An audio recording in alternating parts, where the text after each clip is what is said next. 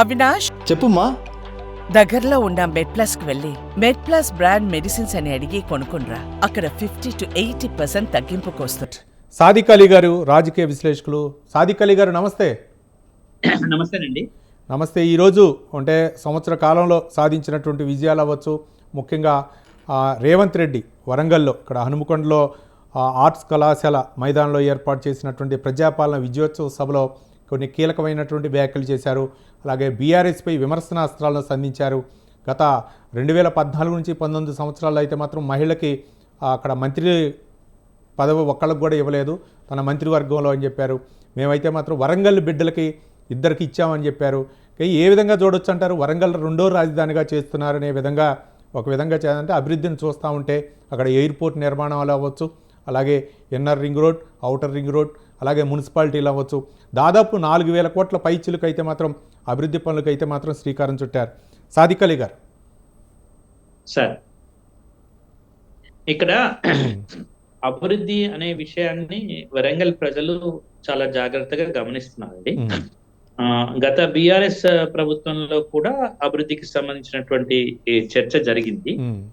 అయితే ఈ చర్చలో చాలా ముఖ్యంగా ఏంటంటే విషయము, ఇక్కడ వరంగల్ అంతా నీళ్లు వస్తే వర్షాలు పడితే మునిగిపోతూ ఉంటుంది. లోతట్టు ప్రాంతాలన్నీ చాలా వరకు మునిగిపోతాయి.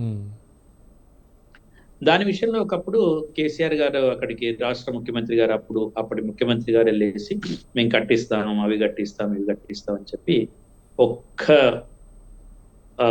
గృహాన్ని కూడా కట్టలేదు. ఆ తర్వాత ఇంకొక చాలా ముఖ్యమైన విషయం, వరంగల్ అభివృద్ధి గురించి మాట్లాడే వాళ్ళు వరంగల్ కి కాజీపేట్ కి మధ్య, అంటే ఇక్కడ ఒక ముఖ్యమైన విషయం ఉంటుందండి. ఏంటంటే చాలా వరంగల్ కాజీపేట్ కి అంటే మనకు ట్రై సిటీస్ కనిపిస్తాయి ఇక్కడ, హన్మకొండ, వరంగల్, కాజీపేట్. అయితే మనము వీటిలోకి ఎంటర్ కావడానికి కాజీపేట్ నుంచి మనం హైదరాబాద్ నుంచి ఎంటర్ అవుతూ ఉంటాం. ఆ బ్రిడ్జ్ ఏదైతే ఉందో ఆ మెయిన్ బ్రిడ్జ్, దాన్ని కట్టడానికి కనీసం ఇంకా 3 సంవత్సరాలు పడుతుంది. కడుతూనే ఉన్నారు. అంటే వరంగల్లో ఉన్నటువంటి సమస్యల్ని మనం చూసినట్లయితే, వరంగల్ ఉమ్మడి జిల్లా అన్నప్పుడు చూసినట్లయితే చాలా అభివృద్ధికి చాలా వెనుకబడి ఉన్నటువంటి జిల్లాగా మనకు కనిపిస్తుంది. ఎందుకంటే ములుగు నుంచి ప్రారంభమై ఇటు వస్తూ ఉంటుంది. అయితే ఇక్కడ చాలా ముఖ్యమైన మనకు సమ్మక్క సారక్క మేడారం జాతర కూడా అక్కడే, అప్పుడు ఉమ్మడి వరంగల్ జిల్లాలో ఉండేది, ఇప్పుడు ములుగు జిల్లాలో. ఇప్పుడు వరంగల్ ని నేను రెండో రాజధానిగా చేయడం అంటే ఇక్కడ ప్రజల్ని, ఇక్కడ అభివృద్ధిని ఇంకా చేయాల్సిన అవసరం ఇంకా చాలా ఉంది. ఆ విషయంలో నేతలు చెప్తున్నారు కానీ చేయట్లేదు. ఒక ఉదాహరణ చెప్తానండి మీకు. ఇక్కడ నుంచి ఎంతమంది నేతలు ఉన్నారంటే, కడియం శ్రీహరి గారు పార్టీ అధికారం ఉన్నా కూడా ఆయన గతంలో ఉప ముఖ్యమంత్రి పదవి, గతంలో ఉమ్మడి ఆంధ్రప్రదేశ్ లోనే మంత్రిగా వ్యవహరించారు, ఆయన మంత్రిగా పనిచేశారు. మరి ఎందుకు వరంగల్ అభివృద్ధి కాలేదు? చాలా పెద్ద ప్రశ్న అండి. అవును. ఇప్పుడు కాంగ్రెస్ పార్టీలోనే ఉన్నారు. అవును. అంటే వరంగల్ అభివృద్ధి అయింది అని చెప్పగలుగుతారు? చెప్పలేదు. అయితే ఏమంటారు, వరంగల్ ని ముక్కలుగా విభజించడము, తర్వాత జిల్లాలుగా చేయడంలో వరంగల్ ఒక అంటే ఉనికిని కోల్పోయే విధంగా, దాన్ని ఉనికిని కోల్పోయే విధంగా దాన్ని. కానీ సాదిక్ గారు, మనకు ఒక విషయం గుర్తుకొస్తుంది. వరంగల్ అనేది గతంలో ఓరుగల్లు, కాకతీయులకి అది ఒక రాజధాని. కాకతీయులు రాజధాని కోట, దానికి శిలాతోరణం అవ్వచ్చు, ఒక ఐకాన్.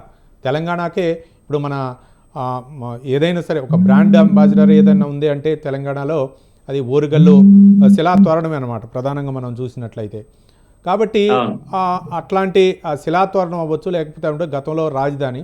కానీ ఎవరు వచ్చినా సరే, ఉమ్మడి ఆంధ్రప్రదేశ్లో అవ్వచ్చు, ఇప్పుడు వచ్చిన గత బీఆర్ఎస్ 10 సంవత్సరాల పాలనలో కూడా హైదరాబాద్ పైనే ఎక్కువ ఫోకస్ పెట్టడం, హైదరాబాదు బ్రాండ్ ఇమేజ్ కోసమే ప్రాకులాడినటువంటి నాయకులను చూసాం.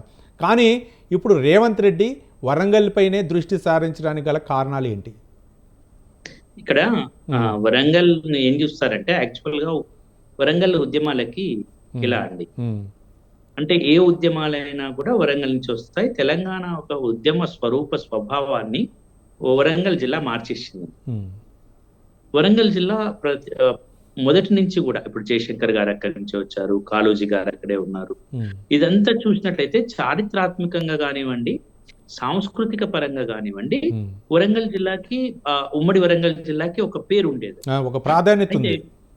ప్రాధాన్యత అంటే తెలంగాణ అంటే అప్పుడు వరంగల్ ని ఒక కేంద్ర బిందువుగా చూసాం.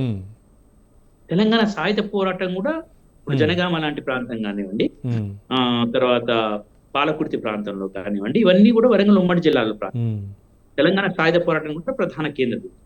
అంతేకాకుండా రేపు అభివృద్ధి జరగాలంటే వరంగల్ హైదరాబాద్ కి దగ్గరలో ఉంది.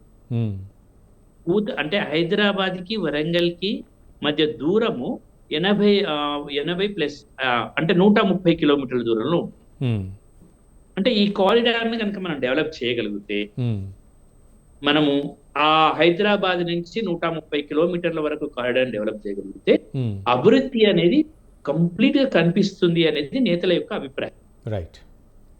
కానీ ఇంకొక ముఖ్యమైన విషయం ఏంటంటే ఆజంచాయి మిల్ అనేది అక్కడ ఒక పెద్ద పరిశ్రమ ఉండేది, వస్త్ర పరిశ్రమ. అవును. అది ఎప్పుడైతే మూతపడిందో అక్కడ చాలా సమస్యలు వచ్చాయి. దాన్ని తెరిపించడం కొరకు ఎవరు ప్రయత్నం చేయలేదు. అది పూర్తిగా అదైపోయింది. తర్వాత టెక్స్టైల్ పార్క్ అనే సంగారెడ్డిలో మన సంఘంలో ఒక మండలంలో పెట్టడం జరిగింది. అది అట్లాగే ఉండిపోయింది. అంటే వరంగల్ ని వాడుకుంటారు తప్ప, చెప్పుకుంటారు తప్ప, నేతలందరూ కూడా అవి చేస్తాం ఇవి చేస్తామని చెప్పేసి ఓటర్లు మభ్య పెడతారు తప్ప అక్కడ చేసేది ఏమి ఉండదు. ఏ రాజకీయ పార్టీ ఏమీ లేదు. నేను ఒక 4 ప్రశ్నల్ని సూటిగా సంధించాను. చెప్పండి. ఈ 130 కిలోమీటర్ల కారిడార్ ను అభివృద్ధి చేయడంలో ఎందుకు వైఫల్యం చెందారు? ఒక ఎగ్జాంపుల్ చెప్తాను. వరంగల్ వైపు ఉప్పల్, మనకు హైదరాబాద్ నుంచి ఉప్పల్ వైపు నుంచి వరంగల్ అయితే ఏమవుతుంది అక్కడ సమస్య ఏంటి? అక్కడ వరంగల్ ఉప్పల్ వైపు నుంచి వచ్చినప్పుడు ఇక్కడ చాలా గమ్మత్తుగా విషయం ఏంటంటే మెట్రో స్టేషన్ తీసుకొచ్చేసి గట్కేసర్ వరకు కానీ ఇంకా ఏమన్నారు ఇంతకు ముందు యాదాద్రి భువనగిరి వరకు తీసుకొస్తారు. కానీ జరిగిందా? జరగలేదే. అంటే ఇప్పుడు మీరు హైదరాబాద్ ఉన్న చుట్టూ ప్రాంతాలను మీరు చూసినట్లయితే, హైదరాబాద్ రింగ్ రోడ్ అన్ని ప్రాంతాలను చూసినట్లయితే వరంగల్ వైపు ప్రాంతం మాత్రమే అభివృద్ధి కాకుండా ఉంది. ఇది నిజం. అయితే అన్నిటినీ చేయగలిగినటువంటి ఒకసారి ఏం జరిగిందంటే, కాళోజీ యూనివర్సిటీని నేను ఇస్తాను, కాళోజీకి ఇక్కడ మెడికల్ యూనివర్సిటీ రావాలి అని, వరంగల్లో ఉండాలి అని అన్నందుకే రాజయ్య గారి మీద చాలా కినిక వహించారు అప్పుడు ముఖ్యమంత్రి కేసీఆర్.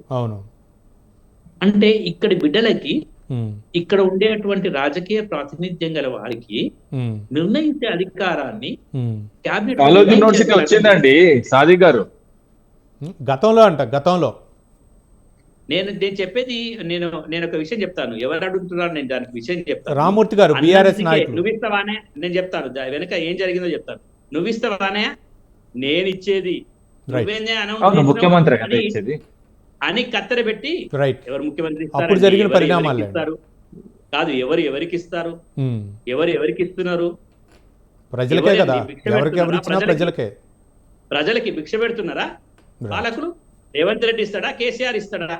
వాళ్ళ భిక్ష అన్ని మనకి, మేము వాళ్ళని తీసుకుపోయి కుర్చీలో కూర్చోబెడితే వాళ్ళు మాకు భిక్ష ఇస్తారా? మరి 5 మెడికల్ కాలేజ్ నుంచి 28 తీసుకొచ్చినాం కదా, గది కూడా మాట్లాడరు కదా మీరు. మేము చేసింది విద్య మీద, అదే విధంగా ఏదైతే వైద్యం మీద మేము చేసింది చాలా ఉన్నది కదా.